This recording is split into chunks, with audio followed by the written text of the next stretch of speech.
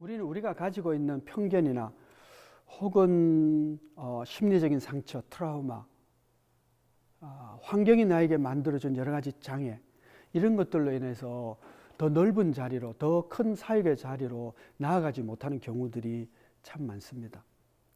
유대인들에게 주님께서는 말씀하셨죠. 사마리아와 땅끝까지 이르러 내 증인이 되라. 근데 그들은 이방인을 향해서 가지고 있는 편견과 민족적 트라우마가 있었습니다. 그래서 이방인은 절대 가까이에서는 안 된다라고 하는 그런 문화적인 계율, 종교적인 계율 속에 살고 있었죠.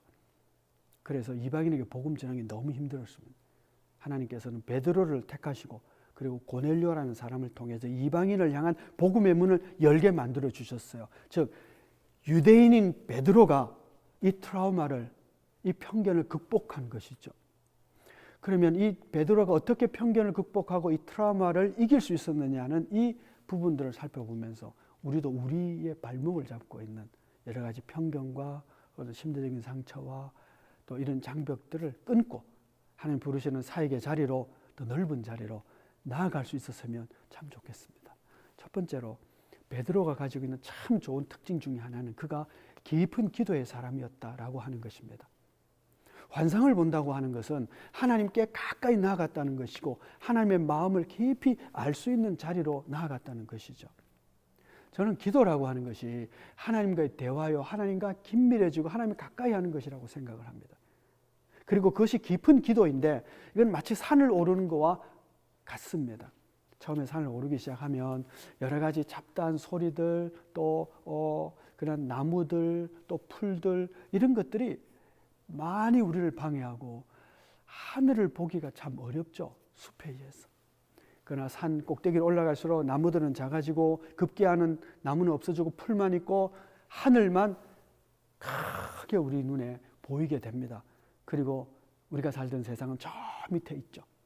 이 하늘을 하나님이라고 생각한다면 마치 기도와 이와 같습니다. 기도를 시작하면 여러 가지 잡다한 생각들, 주변의 소란스러운 소리들, 우리 기도를 자꾸 방해를 하죠. 하나님께 집중하지 못하게 합니다. 그러나 또 집중하고 또 집중하다 보면 하나님만 보이는 자리에 나아가게 되죠. 세상과 나는 간 곳 없고 구속한 주만 보이도다. 그런 찬송과 같은 기도의 자리로 나아가게 됩니다. 자, 그런데 그 산을 오르는 데 있어서 어떤 사람은 신속히 올라가는 사람이 있는가 하면 어떤 사람은 여러 가지 방해되는 일들로 인하여 산을 올라가는데 시간이 많이 걸리는 사람이 있습니다. 산꼭대기 올라가는데 너무 시간이 많이 걸려서 중도에 하차할 수도 있어요. 그러나 산을 잘 오르는 사람은 그런 것 전혀 관계없이 그냥 정상을 향해서만 올라가면 금방 올라가게 되죠. 우리의 기도도 그와 비슷합니다. 하나님께 집중하고 그리고 짧은 시간에 하나님께 도달하는 그런 기도의 영성을 가진, 기도의 연습이 잘 돼 있는 깊은 기도에 도달하는 시간이 짧은 사람이 있는가 하면 거기까지 가기도 전에 이 생각 저 생각 하다가 제대로 기도도 하지 못하고 하나님과의 만남도 없이 끝나는 기도의 사람도 있죠. 고넬료나 베드로는 깊은 기도에 신속히 도달하는 사람이었습니다. 오후 3시에, 난 12시에 그 환상을 보았다는 것은 그런 뜻입니다. 뿐만 아니라 베드로는 이 환상을 보고 나서 그는 이것이 무슨 뜻이지? 라고 생각하기 시작합니다. 유대인이라면 절대 먹을 수 없는 것들입니다. 그런데 하나님께서 하나님이 깨끗하게 한 것을 왜 네가 부정하다고 하느냐라는 음성을 듣습니다. 그것도 3번이나 듣습니다. 3번 들었다는 것은 하늘의 뜻이라는 뜻이죠. 그러니까 고민하는 겁니다. 이건 먹어서는 안 되는 건데 왜 하나님은 이걸 먹으라고 하지? 도대체 무슨 뜻이야? 하나님이 내게 시키실 뭔가 특별한 일이 있는 모양이야. 그게 뭘까 고민하기 시작한 거죠. 이것을 우리는 겸손이라고 합니다.